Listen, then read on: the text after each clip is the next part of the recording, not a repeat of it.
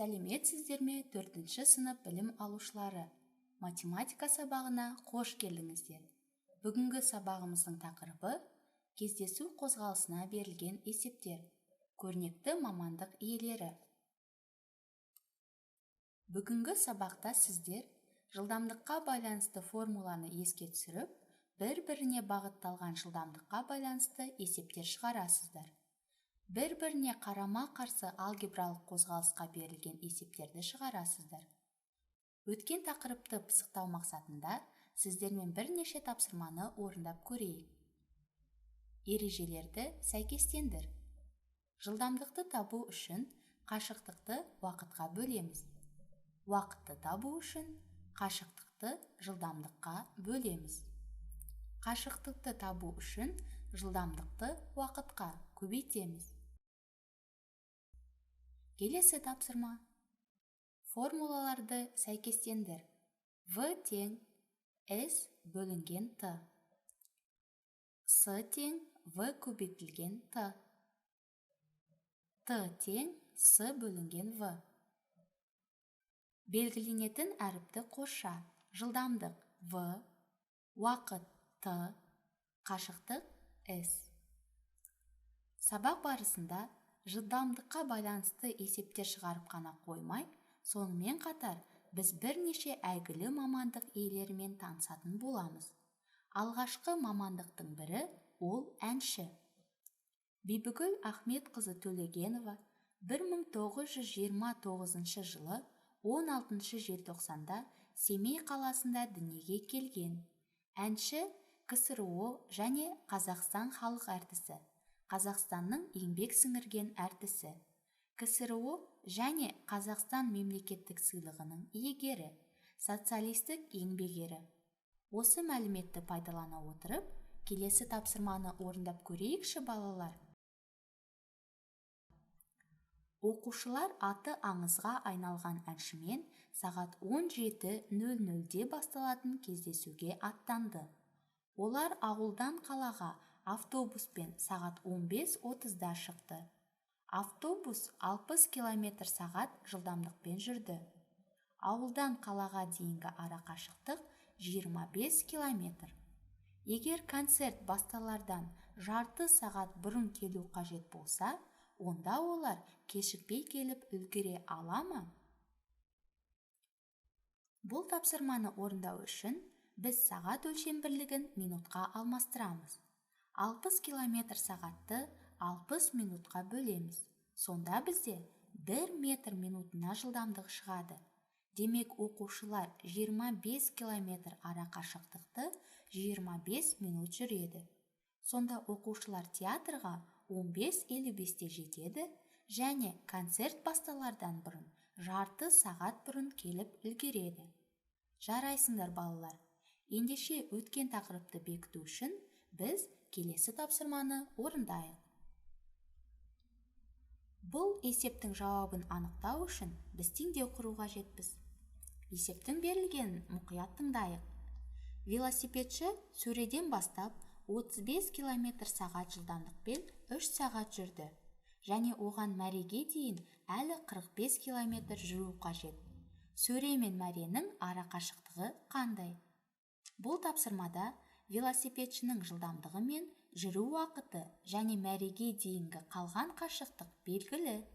Сөреден мәреге дейінгі барлық арақашықтық белгісіз. Оны біз x деп алайық.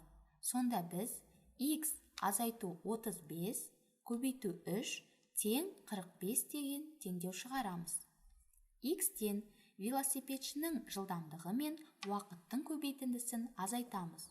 Бұлай біз жүріп өткен қашықтықты табамыз. Жүріп өткен қашықтық 105 км. Оған қалған арақашықтықты қосамыз. 105 қосу 45 тең 150. Теңдеудің дұрыстығын тексереміз. 150 азайту 35 көбейту 3 тең 45. 45 тең 45. Жарайсыңдар балалар. Экранға назар аударып, есептің дұрыстығын тексеріңіздер. Осы орайда есепте берілген велосипедші мамандығы туралы айта кетейік. Еліміздің атақты велосипедшісі Александр Николаевич Винокуров туралы мәліметті тыңдайық. Александр Николаевич Винокуров 1973 жылы 16 қыркүйекте солтүстік Қазақстан облысының Бескөл ауылында туған. Ол Қазақстанның және Астана Про Тим велокомандасының ең белгілі велошабандозы.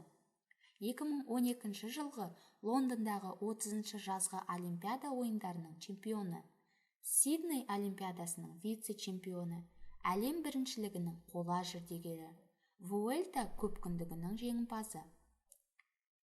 Қозғалысқа байланысты есептерді шығару үшін келесіні естеріңізде сақтаңыздар. Екі дененің қозғалысына берілген есептерді теңдеудің көмегімен шығаруға болады. Ол үшін бірінші формуланы жаз. S тең V көбейтілген T. Екінші, есепті мұқият оқы, қозғалыстағы денелердің әрқайсысы үшін не белгілі екендігін анықта. Ара қашықтық, жылдамдық, уақыт.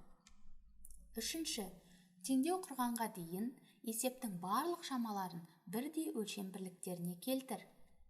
Төртінші, нені табу керек екендігін анықтап, оны X-пен белгіле. Бесінші, есептің барлық мәліметтерін қолданып, теңдеуді жаз. Алтыншы, теңдеуді шеш, дұрыстығын тексер. Бұл ережелер бізге келесі тапсырмаларды шығару үшін қажет.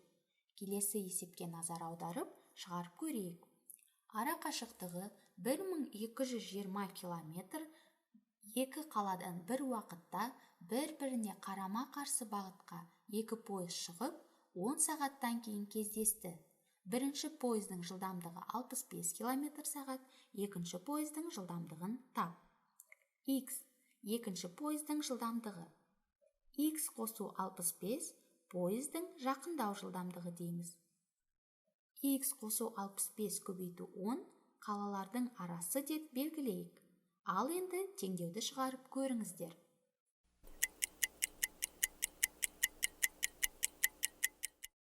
Жақсы балалар, уақыт аяқталды.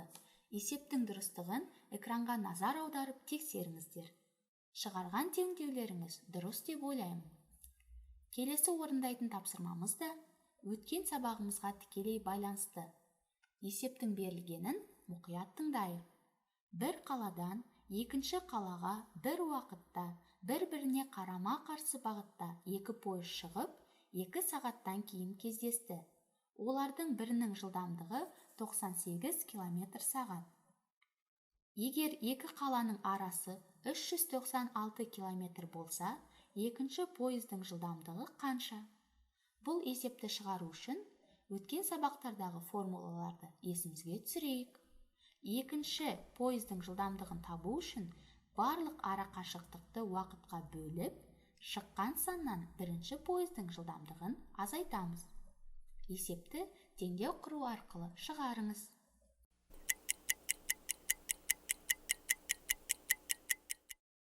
Экранға назар аударып, теңдеудің дұрыстығын тексеріңіз. Өте жақсы балалар. Теңдеу құрып есеп шығарған сіздерге ұнайтынына сенімдімін.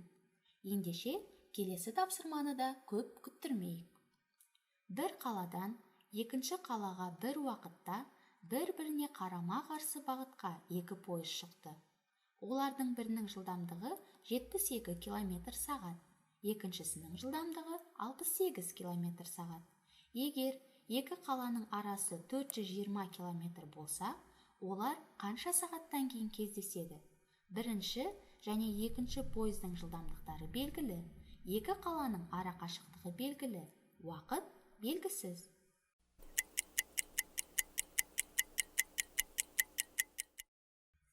Өте жақсы, тапсырманы орындап болдыңыздар деп ойлаймын. Шығарған теңдеулеріңіздің дұрыстығын тексерейік. 72 қосу 68 көбейту x тең 420. 140 көбейту x тең 420. X тең 420 бөлу 140, x тең 3. Есептің дұрыстығын тексерейік. 72 қосу 68 көбейту 3 тең 420. 420 тең 420. Жарайсыздар оқушылар. Теңдеуді дұрыс шығардыңыздар деп ойлаймын. Шығарып жатқан теңдеулеріңіз дұрыс болып жатса, өздеріңізге қол шапалақтап қойыңыздар. Жарайсыздар, оқушылар.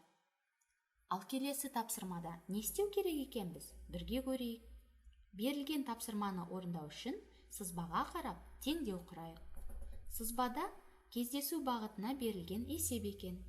Бірінші және екінші велосипедшінің жылдамдығы мен ара қашықтық белгілі. Уақытты табу керекпіз.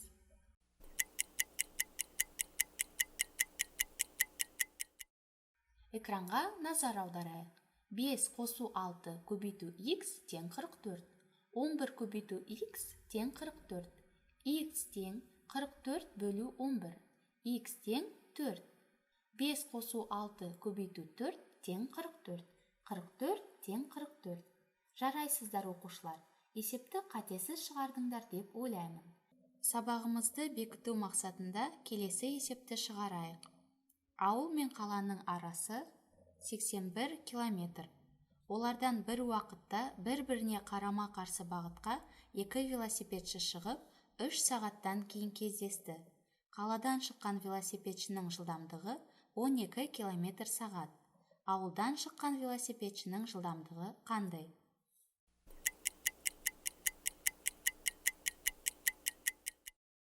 Экранға назар аударып, есептің дұрыстығын тексере аласыздар. Оқушылар, бүгінгі сабақта қарқынды және нәтижелі жұмыс жасадық деп ойлаймын. Бүгінгі сабақта сіздер сабақта кездесу қозғалысына берілген есептерді теңдеу құру арқылы шығаруды үйрендіңіздер. Шамалардың өзара тәуелділігін пайдаландыңыздар. Сызба арқылы теңдеу құрып, есептер шығардыңыздар. Бүгінгі сабағымыз осымен аяқталды. Келесі кездескенше сау болыңыздар.